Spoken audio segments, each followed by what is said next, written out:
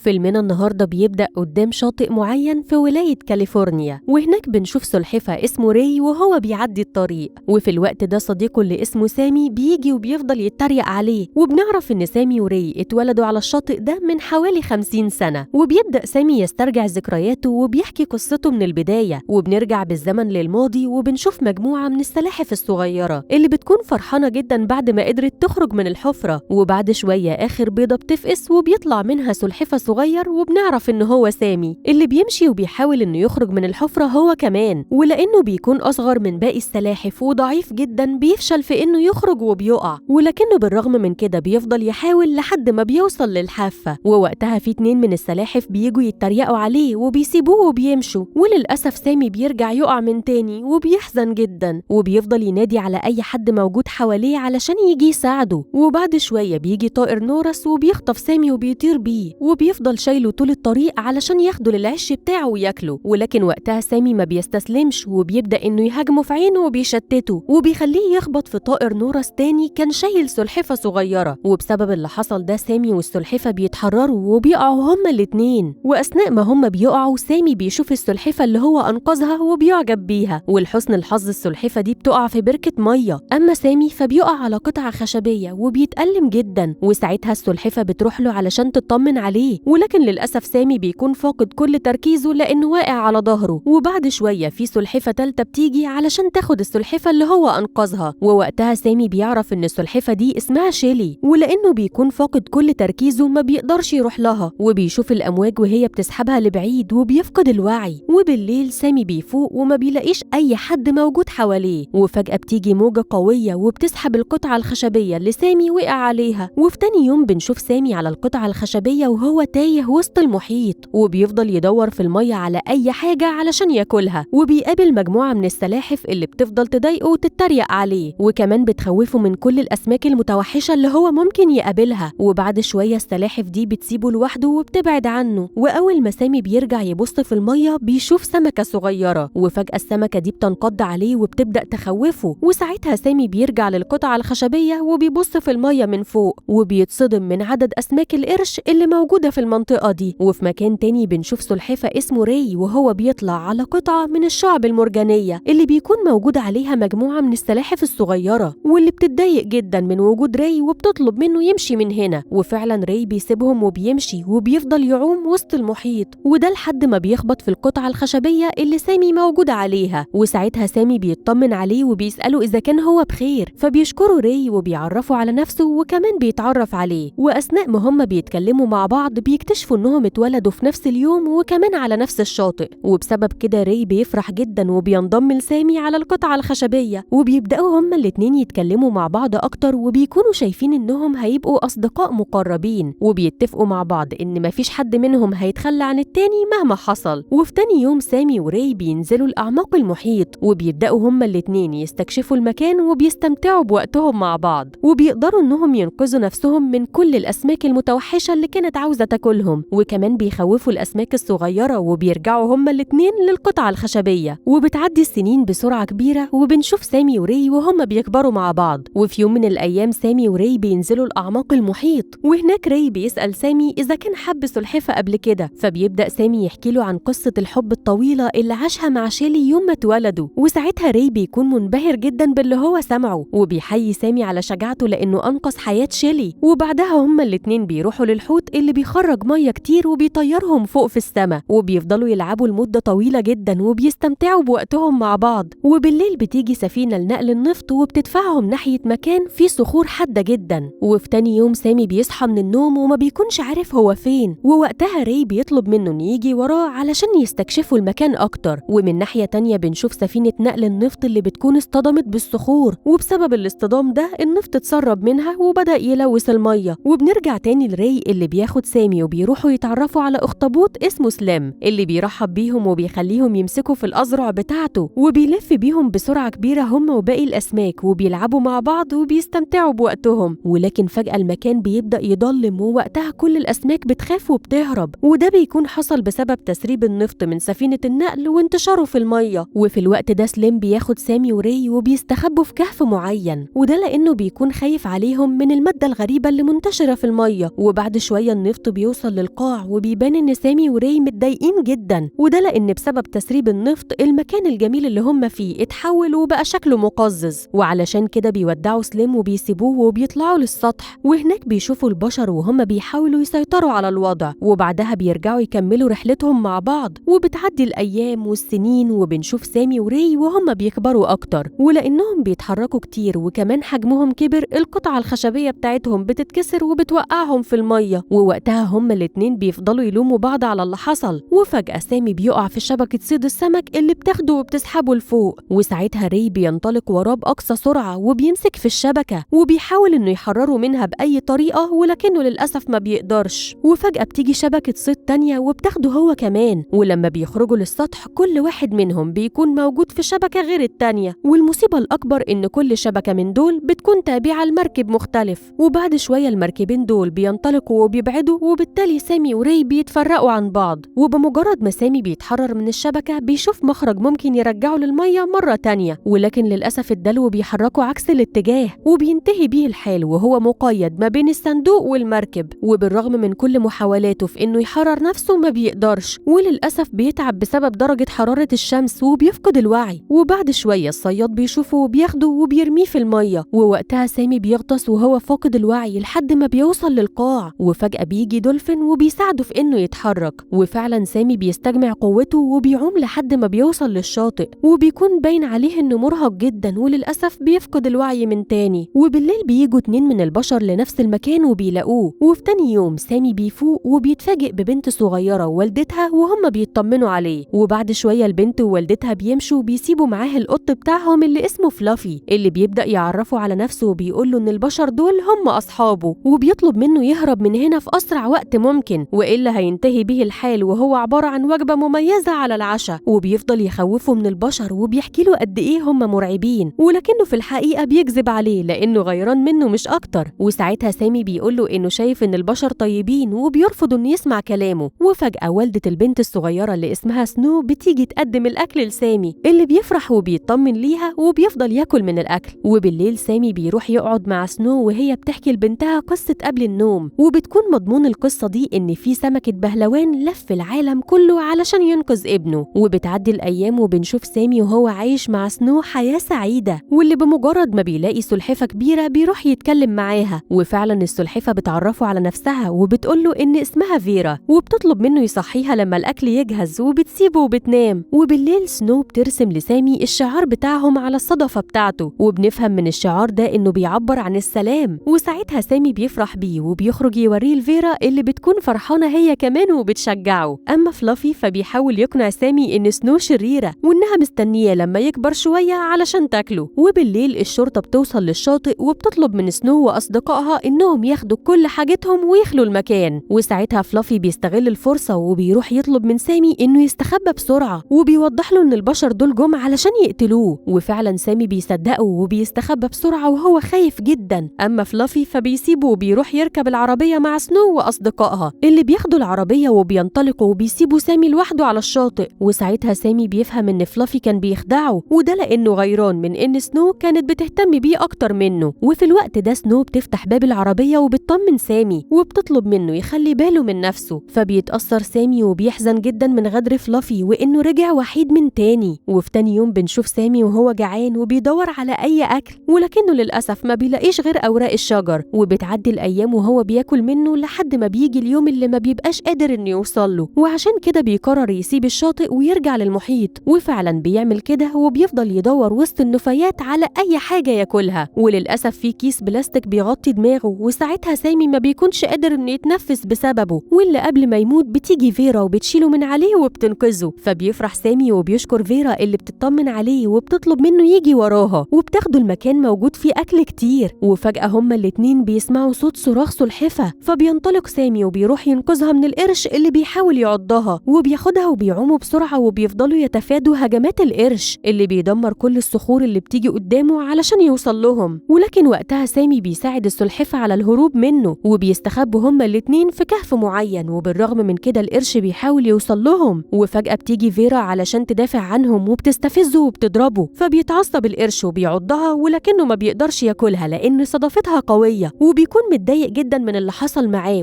وبيسيبها وبيمشي. وبعدها فيرا بتروح تطمن على سامي والسلحفة اللي هو أنقذها وبتودعهم وبتسيبهم وبتنطلق. ولما سامي بيجي يتكلم مع السلحفة دي بيكون حاسس إنه شافها قبل كده، وبيفتكر اللي حصل معاه أول يوم في حياته، وبيسألها إذا كانت هي شيلي. فبتستغرب السلحفة وبتسأله هو عرف اسمها إزاي. وساعتها سامي بيفكرها بنفسه وإنه هو اللي أنقذها من طائر النورس أول يوم في حياتهم. فبتنبهر شيلي وبتفرح لأن سامي بكده أنقذها مرتين، وبتبقى في قمة سعادتها لأنهم اتقابلوا مرة تانية. وفي الوقت ده سامي بيطمن على صداقتها مكان عضة القرش، وبيعوموا هما الاتنين مع بعض. وأثناء الطريق سامي بيسألها إذا كانت حابة تلف العالم علشان تكسر الحياة التقليدية بتاعة السلاحف، وبيعرفها إن في أماكن كتير ممكن يروحوها زي المحيط المتجمد. فبتنبهر شيلي بكلام سامي وبتقوله إنه فعلا مختلف عن كل السلاحف اللي هي قابلتهم، وعلشان كده هي معجبة بيه. فبيفرح سامي وبيقول لها إنهم ممكن يبدأوا رحلتهم من عند الممر السري، وبيفهمها إنه عاوز يعمل حاجة مفيش أي سلحفة عملها قبله، وبيسألها إذا كانت حابة تيجي معاه. فبتفرح شيلي وبتقرر تنضم له، وبتسأله هم إزاي هيلاقوا الممر السري. فبيرد عليها سامي وبيقول لها إنهم هيدوروا عليه مع بعض وبينطلقوا. وفي الوقت ده سامي بيبدأ يحس بإحساس جديد، وفعلا هما الاتنين بيفضلوا يدوروا على الممر السري في كل مكان، وبيسألوا أي كائن يقابلوه عن مكانه لحد ما بينتهي بيهم الحال في نهر الأمازون. وهناك هما الاتنين بيكونوا مستغربين من لون المية الأخضر وكمان من طعمها العذب، ولكنهم بالرغم من كده بيستمروا في نفس الطريق. وأثناء ما هم عايمين بيقابلوا أفعى كبيرة وبيفهموا إنها حارس الممر السري، فبيغطسوا في المية بسرعة علشان ما تاخدش بالها من وجودهم. وأثناء الطريق سامي وشيلي بيحسوا إنه في حاجة بتراقبهم، وفجأة بيتجمع حواليهم عدد كبير من أسماك البيرانا المتوحشة اللي بتحوطهم من كل مكان وبتحاول تعضهم بأي طريقة. وقبل ما تنقض عليهم سامي وشيلي بيخافوا وبيهربوا بسرعة. وفجأة بيظهر صقر شكله غريب وبيخطف سامي وبيروح يرميه في العش بتاعه علشان أولاده ياكلوه. ومهما سامي حاول إنه يبعد عنهم ما بيقدرش. وفجأة كلهم بيسمعوا صوت منشار، فبيخاف الصقر وبياخد أولاده وبيهرب من المكان. وأول ما سامي بيشوف سفينة كبيرة بيفهم إنهم قريبين من الممر السري. وفجأة الشجرة بتتكسر، وبسبب كده سامي بيقع في النهر، وبيرجع لشيلي اللي بتحضنه وبتكون فرحانة جدا برجوعه. وساعتها سامي بيطمنها عليه وبيقول لها إنه عرف مكان الممر السري، وبياخدها وبينطلقوا. وبعد شوية هما الاتنين بيوصلوا للممر السري اللي بيكون عبارة عن معبر بيربط المحيطين ببعض. وبنشوف سامي وشيلي وهما فرحانين جدا لأنهم أخيرا وصلوا للممر السري، وبيتجهوا ناحيته وبيعوموا بسرعة علشان يوصلوا له قبل ما يتقفل. ولأن تيار المية الناتج عن محرك السفينة بيبقى قوي بيواجهوا صعوبة في التحرك، ولكنهم بالرغم من كده ما بيستسلموش وبيمسكوا في الحبل اللي نازل من السفينة. وللأسف شيلي ما بتقدرش تمسك الحبل لفترة طويلة وتيار المية بيجرفها لبعيد. وفجأة محرك السفينة بيشتغل عكس الاتجاه وبيدفع سامي هو كمان. وفي الوقت ده سامي بيستجمع قوته وبينطلق علشان يوصل للممر ويعدي للمكان اللي شيلي موجودة فيه، ولكن للأسف البوابة بتتقفل. وبعد شوية بنشوف سامي وهو عايم وسط المحيط، وبيبان عليه إنه حزين ومتضايق جدا بسبب إنه فقد شيلي. وأثناء ما هو ماشي بيجوا سلحفتين عواجيز وبيوقفوه وبيسألوه عن العلامة اللي مرسومة على الصدفة بتاعته، وبيقولوا له إنه تاني سلحفة يشوفوه النهاردة مرسومة على صدفته علامة غريبة، وإن أول سلحفة شافوها من شوية كان ظاهر عليها عضة القرش. فبيستغرب سامي وبيسألهم عن السلحفة دي علشان يكلموه عنها أكتر. وساعتها السلحفتين العواجيز بيقولوا له إنها كانت أنثى وبتتكلم كتير عن ممر سري ومحيط متجمد، وكمان اتكلمت معاهم عن مية عذبة لونها أخضر وسفن ضخمة، وإنها عرفتهم على نفسها وقالت لهم إن اسمها شيلي. فبينبهر سامي وبيفرح جدا لأن بكده شيلي قدرت تعدي من الممر السري. وبيشكر السلحفتين العواجيز وبيسألهم عن الاتجاه اللي هي مشيت منه، وبمجرد ما بيقولوا له على الاتجاه بينطلق بسرعة علشان يدور عليها. وبتعدي الأيام وسامي بيدور على شيلي في كل مكان. وفي يوم من الأيام في سفينة بترمي القمامة في المحيط، ولما سامي بيشوف تلاجة بتطفو على السطح بيطلع فوقيها. وبعد شوية بيجي طائر نورس وبيفضل يتريق على الشعار اللي مرسوم على صدفة سامي، وبيقول له إنه قابل سلحفة مجنونة زيه على صدفتها عضة قرش، وإنها كانت بتتكلم عن حاجات غريبة منها الممر السري. فبيفرح سامي وبيسأل طائر النورس عن المكان اللي السلحفة دي اتجهت ليه، ووقتها الطائر بيرد عليه وبيقول له إنها اتجهت للمحيط المتجمد. وبيفضل يتريق عليه لأنه عاوز يروح وراها، وبيفهمه إن تيار المية هيجرفه لهناك وبيسيبه وبيطير. وبالليل بنشوف الأمواج القوية اللي بتاخد سامي وبتجرفه لبعيد. وفي تاني يوم سامي بيكتشف إنه فعلا وصل للمحيط المتجمد، وفجأة في حوت ضخم بيخرج من المية وبيبدأ إنه يتكلم مع سامي وبيسأله هو بيعمل إيه هنا، وبيعرفه إنه موجود في القطب الجنوبي وإن المكان ده مش مناسب ليه تماما. وقبل ما سامي يرد عليه الحوت بيطلب منه يهرب بسرعة، وفجأة في خطاف بيترمي عليهم وبيصيب التلاجة. وقبل ما الصيادين يرجعوا يصطادوا الحوت أفراد منظمة حقوق الكائنات البحرية بيتدخلوا وبيوقفوهم، وبالرغم من كده الخطاف بيخلي التلاجة اللي سامي كان عليها تغرق، وبسبب ده سامي بيبقى خلاص هيموت من شدة برودة المية.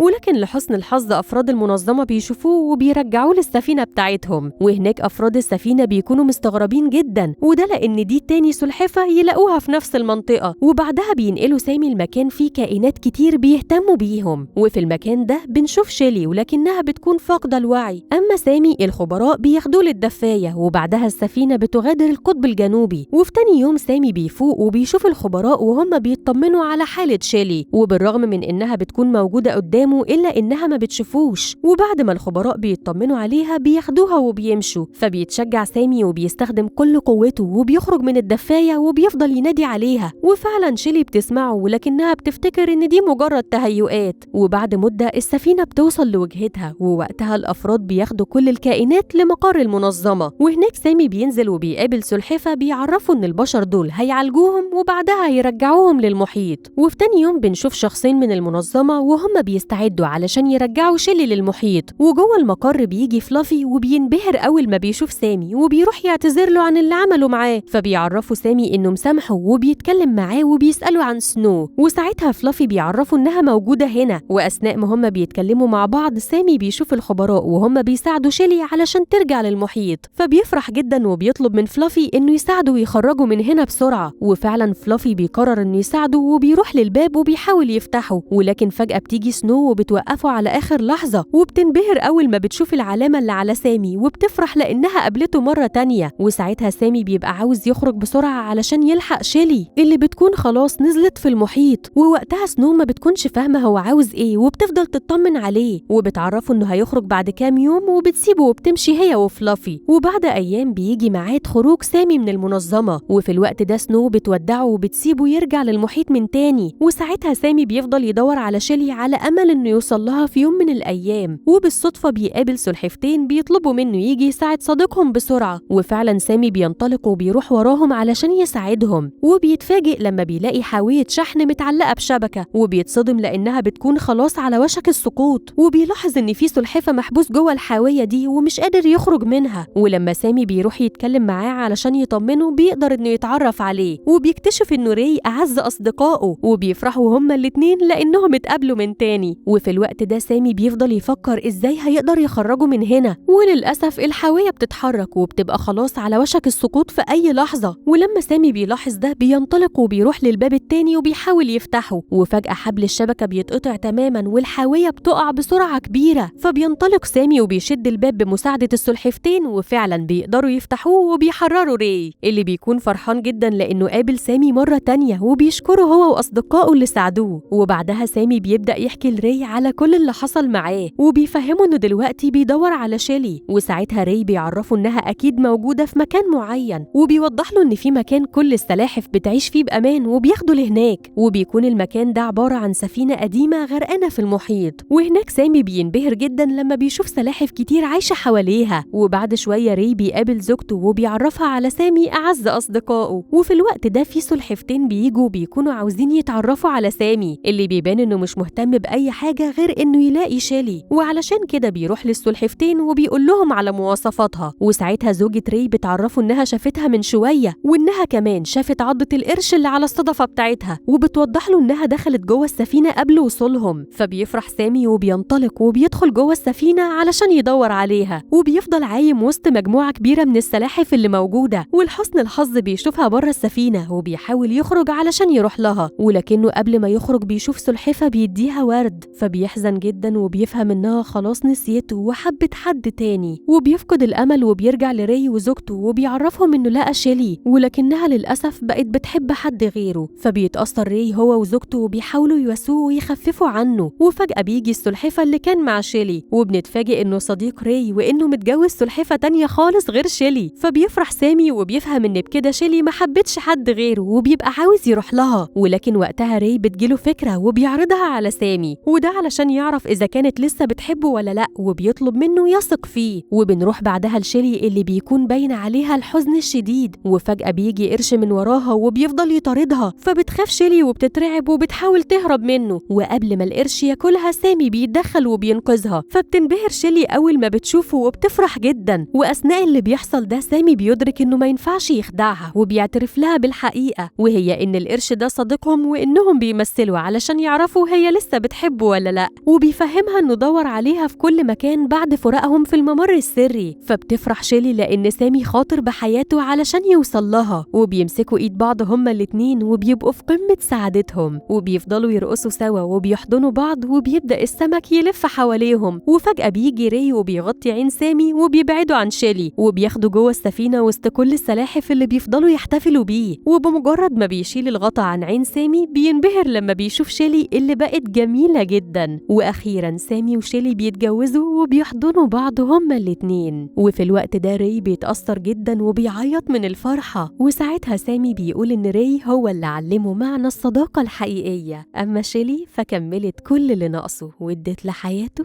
أجمل معنى. الملخص ده بصوت لميا نجيب، وكتبه ومنتجه باسم أحمد. وما تنسوش تعملوا لنا سبسكرايب على قناة تون ستوري على اليوتيوب. وبس كده، سلام.